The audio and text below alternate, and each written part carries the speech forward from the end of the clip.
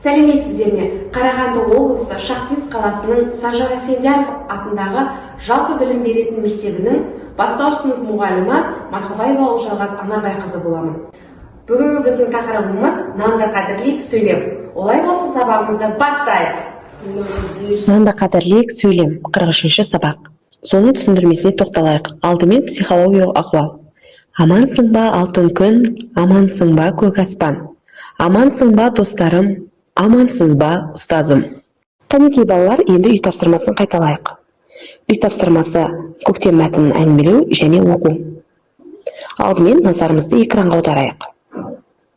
Экранда берілген әрбір асықтардың ішінде жасырынған сұрақтар бар, ал сұрақтардың жауабы мәтіннен алынған. Осы сұрақтарға жауап беру арқылы үй тапсырмасын еске түсіреміз. Мысалы, бірінші кез келген асықты ашып қараймыз. Күн жылынғанда қандай құстар оралады?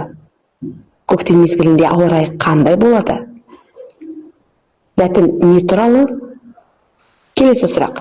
Бір жақтан нелер келе бастады? Құстар қалай ұшып келеді? Қар еріп болған кезде қандай құс ұшып келеді? Ең алдымен қандай құс келеді? Және келесі сұрақ, мәтін авторы кім? Осы сұрақтардың барлығына жауап бергеннен кейін келесі жаңа сабағымызды бастаймыз. Өте жақсы балалар, үй тапсырмасына керемет дайындалыпсыздар. Ал енді жаңа сабағымызды бастамас бұрын сіздермен ол жаңа сабақты тақырыбын анықтап алайық.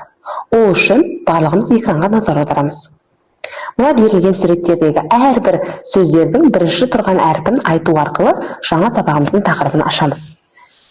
Балалар кез келген бір суретті таңдайды.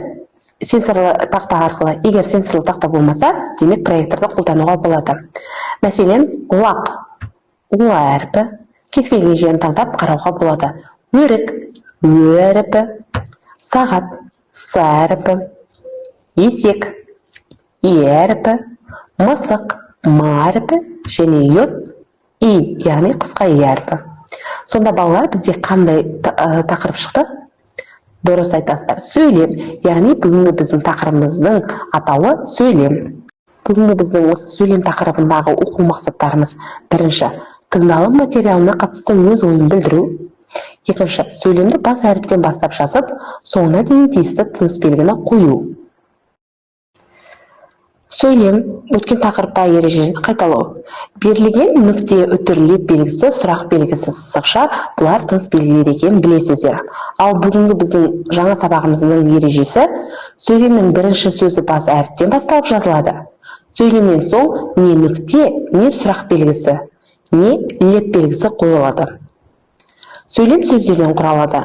Сөйлемдегі сөздер бір-бірінен бөлек жазылады. Мысалы, балалар мектепке келді. Балалар, сөйлем аяқталған ойды білдіреді. Сөйлемнен соң нүкте, не сұрау белгісі, не леп белгісі қойылады. Жалпы сөйлемдер үшке бөлінеді. Бірінші хабарлы, сұраулы және лепті. Хабарлы сөйлем бірдеңенің жайын хабарлау мақсатымен айтылған сөйлемді хабарлы сөйлем дейді. Хабарлы сөйлемнің соңына нүкте қойылады. Мәселен, оқушылар мұражайға барды. Мұражайда ескі жәдігерлерді көрді. Сұраулы сөйлем жауап алу мақсатымен айтылған сөйлемді айтады. Сұраулы сөйлемнің соңында сұрау белгісі қойылады. Мысалы, сенің досың кім? Оның жасы нешеде? Лепті, адамның көңіл күйін, сезімін білдіретін сөйлемді лепті сөйлем деп атайды. Олар көтеріңкі дауыспен айтылады. Лепті сөйлемнен соң леп белгісі қойылады. Мысалы, алақай, анам келді. Ох, жеттім ғой ақыры. Берілген кітаптағы ережелердің барлығын қайталау арқылы нан дастарханға қалай келеді атты тақырыбымызға өту. Ол балаларға видео арқылы түсіндіреміз.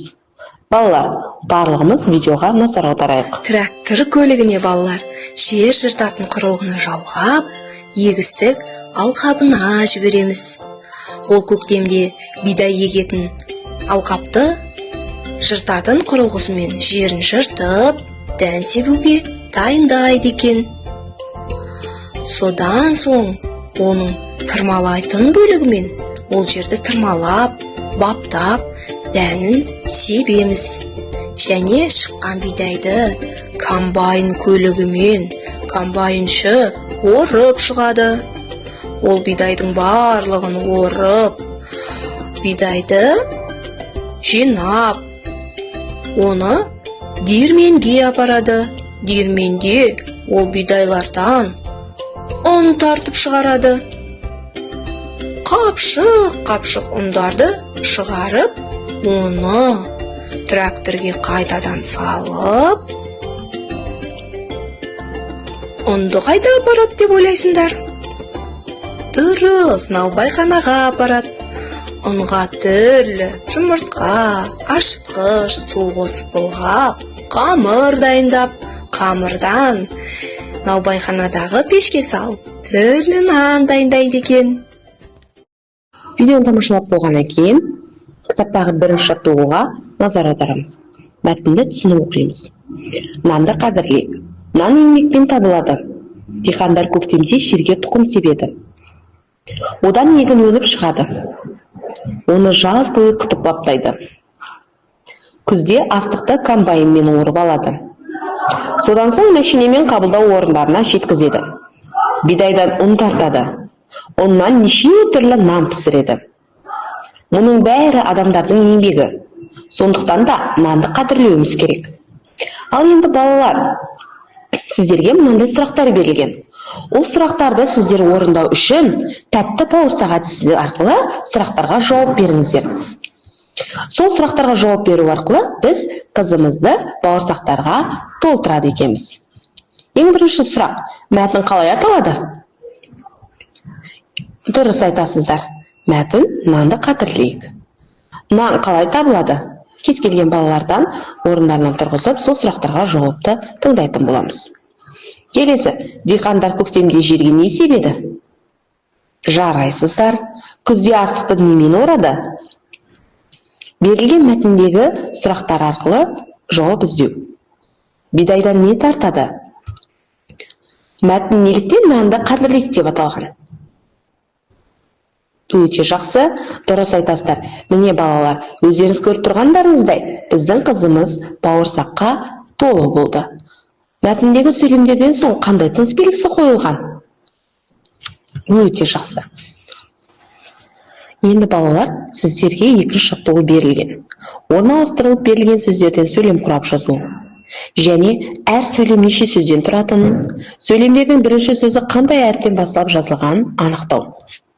Сонымен қатар балалар, сіздермен я әріпін көркем түрде жазатын боламыз. Ал енді келесі жұптық жұмыс, үшінші жаттығу. Бұл жерде біз балалар сіздермен жұмбақты шешеміз. Әрбіріңізге қазір жеке парақтар беріледі. Сол берілген қағаз беттеріндегі сұрақтарға жауап беру арқылы жұмбақты шешеміз. Мәселен, дәнді дақыл және жер жыртатын құрал, комбайн, немесе астық кептіретін орын, астық оратын машине, нан пісіретін адам. Яғни бұл сұрақтарға жауап беру арқылы балалар өздері жеке және жұптық жұмыс жасайтын болады. Өте жақсы балалар, тапсырманы керемет орындадыңыздар. Енді балалар барлығымыз орнымыздан тұрып, бір сергіп алайық. Қанекей, видеода көрсетілген іс-қимылды қайталау арқылы бірге жасайық. Алақанмен жасаймыз дәмді үлкен бауырсақ. Ұнымызды иеміз, бауырсақты сағынсақ. Ұн түйірін шашпаймыз, аяқпенен баспаймыз. Ас адамның арқауы ойымызға сақтаймыз. Балалар, келесі сіздерге қызықты тапсырма, ол адасқан әріптер. Енді балалар, мұны көріп тұрғандарыңыздай, адасқан әріптерден бір сөз құрастыру керек. А әріпінен басталатын сөз құрап, сөйлем ойлап табыңыздаршы. Тездетеміз. Өте жақсы, дұрыс, алаша. Келесі тапсырма сіздерге. Қараймыз. Т әріпінен басталатын сөз құрап, сөйлем ойлап табу керек. Қане? Дұрыс айтасыздар, тауық. Келесі тапсырмаға назар аударамыз. Әріпінен басталатын сөз құраңыздар. Жарайсыздар, дұрыс, қасқыр сөзі. Тамаша балалар. Қанекей балалар, енді топтық жұмыспен бірге тапсырма орындайық. Өрмекшінің тапсырмалары сіздерге қонаққа келіпті. Бірінші топ. Сөйлемдерді сіздер рет-ретімен орналастырыңыздар. Яғни берілген сөйлемдер орындар ауысып, қате орналасқан. Екінші топ. Құмырсқаның тапсырмаларын орындауымыз қажет. Суреттерді рет-ретімен орналастырайық. Үшінші топ. Қарлығаштың тапсырмасы. Адасқан сөздерден сөйлем құраймыз. Сіздерге 2 минут уақыт беріледі. Балалар, барлық топ өте жақсы, белсене қатыстыңыздар, жарайсыздар. Дұрыс. Енді бүгінгі сабақта біз не үйрендік, не білдік?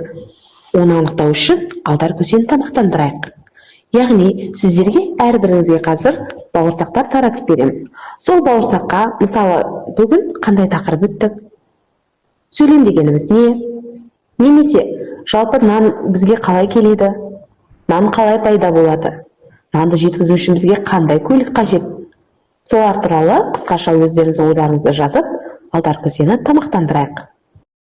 Балалар, алдар көсе тамаққа тойып алды. Енді сіздермен бірге бүгінгі сабақ ұнады ма? Әлде ұнамады ма? Немесе түсінбеген жерлеріңіз бар ма?